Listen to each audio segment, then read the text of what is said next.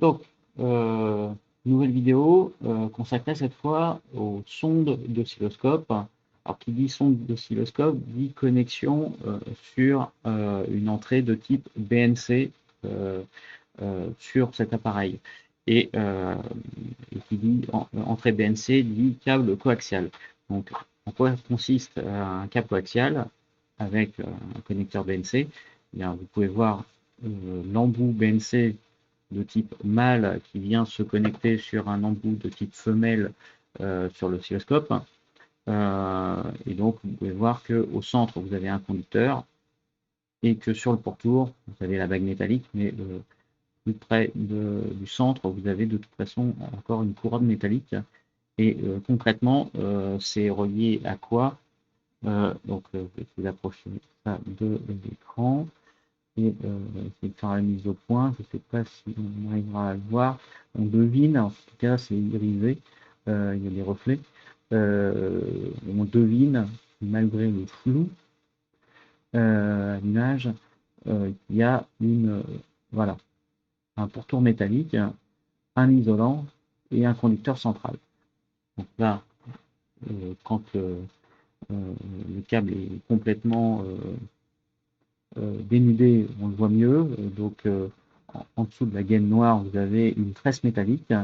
Et la tresse métallique entoure un isolant souple, légèrement translucide, transparent, euh, qui entoure lui-même un conducteur central. Et c'est ce conducteur qui véhicule le signal que l'on va mesurer, alors que la tresse métallique servira de raccordement à la masse de l'oscilloscope. Donc en fait, un câble coaxial, ça véhicule deux fils, un, un conducteur aller et un conducteur retour. Et il y a deux options en salle de TP sur un câble coaxial. C'est soit vous avez une connexion BNC aux deux extrémités, ou branché sur un oscilloscope et éventuellement sur un autre appareil, comme un générateur de signaux basse fréquence. C'est le cas ici, hein, sur cette manip. Vous avez directement le signal du générateur de signaux basse fréquence qui est envoyé sur la voie numéro 1 de l'oscilloscope, soit l'utilisation d'un câble avec un embout BNC d'un côté et un embout banane de l'autre. Et donc cet embout banane, il y a juste un conducteur.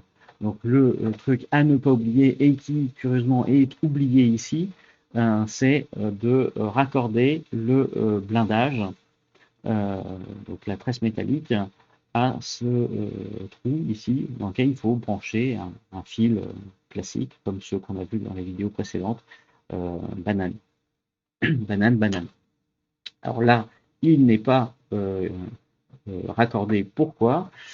Tout simplement parce que je vous ai dit dans la vidéo sur l'oscilloscope que les deux voies de l'oscilloscope sont raccordées ensemble. On a une masse commune entre les deux voies et que le premier câble est raccordé à la masse du GBF. Par conséquent, euh, une seule masse suffit et il n'y a pas besoin de raccorder ce fil-là. Mais il faut bien s'assurer que au moins à un endroit, la masse est bien raccordée. Alors le fait est que si on raccordait cette borne ici à la masse du montage, qui est ce point-là, on n'observerait pas de différence au niveau des signaux observés, tout simplement parce que la, la masse est reliée par l'autre partie du montage. Mais il faut que ce soit raccordé à un endroit de toute façon. Alors, les câbles coaxiaux, c'est des outils de base pour faire des mesures à l'aide d'un oscilloscope, mais il faut bien voir que dans certains cas, les montages que vous allez utiliser ont une impédance importante et donc je vous renvoie au cours sur les modèles de Thévenin. Si jamais vous voulez mesurer la tension à vide d'un modèle de Thévenin, le ETH, bien, l'oscilloscope risque de perturber la mesure parce qu'il a une impédance d'entrée qui n'est pas infinie.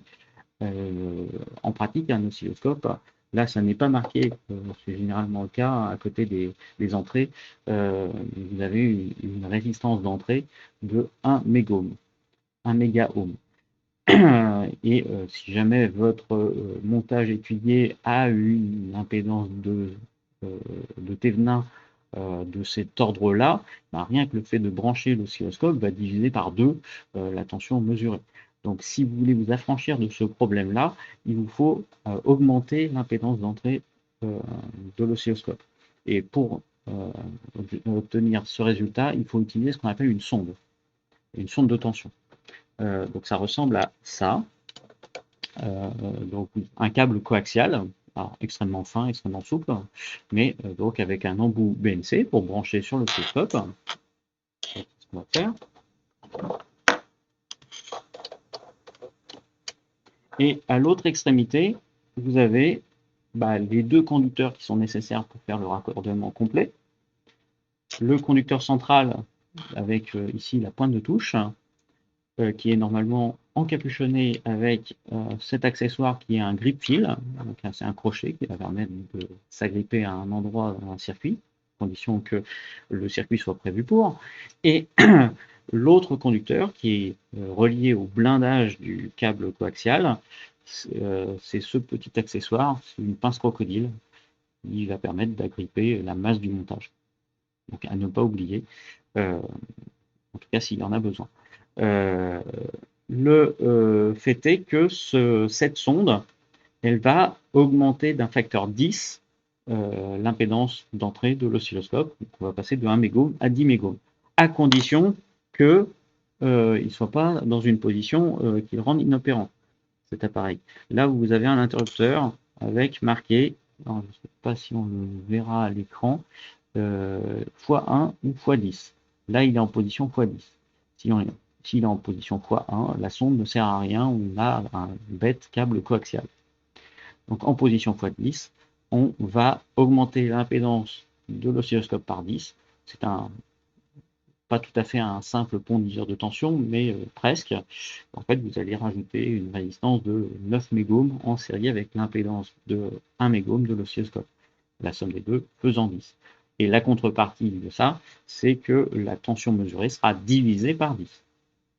Alors, une fois qu'on a dit ça, il faut bien voir que sur les oscilloscopes modernes, vous avez moyen de vous faciliter la vie en renseignant l'oscilloscope qu'une sonde est branchée. Dans certains cas, l'oscilloscope va détecter automatiquement que c'est une sonde qui est branchée. Avec un simple câble et un embout BNC, ça ne sera pas le cas, mais sur des oscilloscopes plus sophistiqués, l'oscilloscope le verra automatiquement. Et donc ici, il faut le faire manuellement. Donc on va dans le menu de la voie sur laquelle on a branché la sonde. Et là, vous pouvez voir probe 10 fois. Donc on peut changer 100 fois, 1000 fois, une fois, et je reviens à 10. Le bon réglage dans notre cas. Et la chose que ça change, c'est le calibre qui s'affiche en bas de l'écran pour le channel 1. Vous avez 10 volts, 100 volts, 1000 volts, 1 volt quand on est en x1.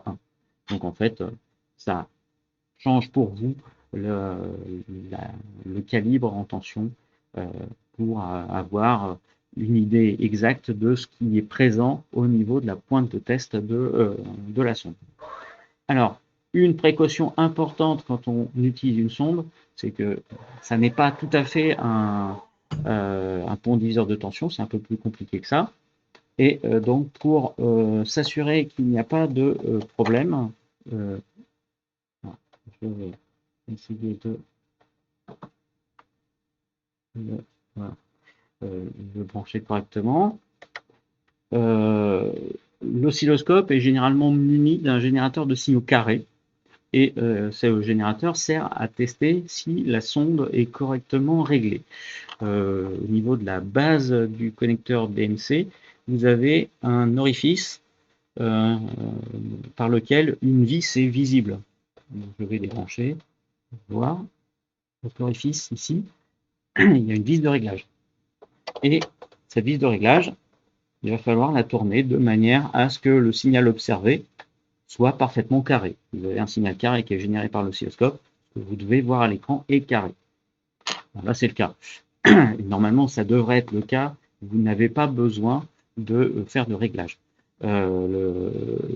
Si c'est nécessaire, on vous fournira un tournevis et il faudra tourner la vis pour correctement régler la sonde.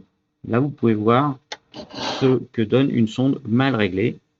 Le signal carré est soit déformé avec des pointes plus hautes que la valeur finale, soit avec des échelons dont l'amplitude instantanée au moment de l'échelon est plus petite que la valeur finale. L'objectif, c'est que les paliers horizontaux soient parfaitement droits, comme ceci. Une fois que c'est le cas, la sonde est bien réglée et vous pouvez l'utiliser.